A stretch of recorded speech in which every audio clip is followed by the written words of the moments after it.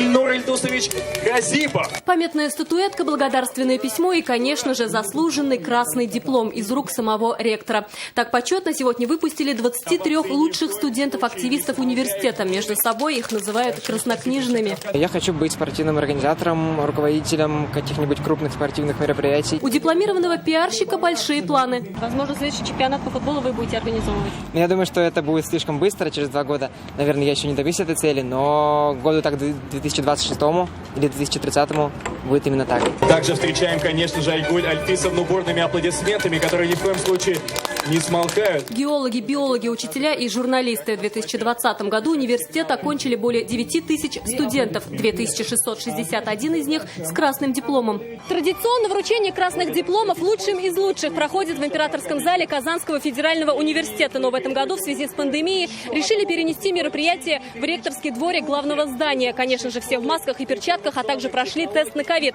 Ну а вот и герои сегодняшнего дня также получили сегодня красные дипломы. Их лица вам хорошо знакомы. Они уже работают на ТНВ и делают классные сюжеты. Ребята, вы и здесь не можете без работы? Конечно, мы снимаем сюжет для личного архива. Сегодня для личного архива, а уже завтра для новостей Татарстана. Они успешно работают на нашем канале. А теперь еще и дипломированные специалисты. В голове только одна мысль, наконец-то мы это закончили, но с другой стороны немножко грустно, что вот 4 года прошли как один миг.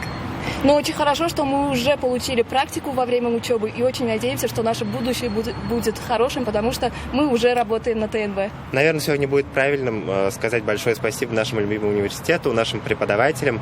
А я думаю, что закончить журфак – это большая гордость, и мы будем с честью носить это звание.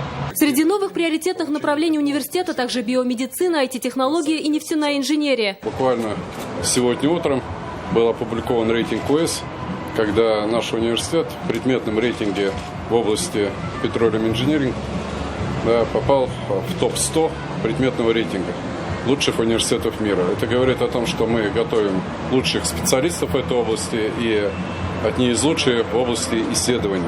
КФУ – один из лучших университетов в России по подготовке медиков, юристов и экономистов. Поэтому ежегодно в КФУ обучаются тысячи иностранных студентов. Некоторые даже не хотят уезжать обратно. Как, например, дипломированный политолог из Боснии и Герцеговины. Я надеюсь в будущем, далеком будущем, стать послом в своей стране. Надеюсь в России, чтобы снова вернуться сюда и использовать и знания своего русского языка. И надеюсь приезжать в Казань.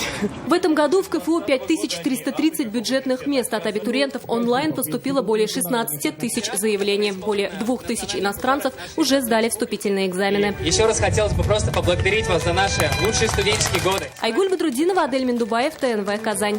Все новости дня в выпуске программы «Новости Татарстана» на YouTube-канале ТНВ. Подписывайтесь.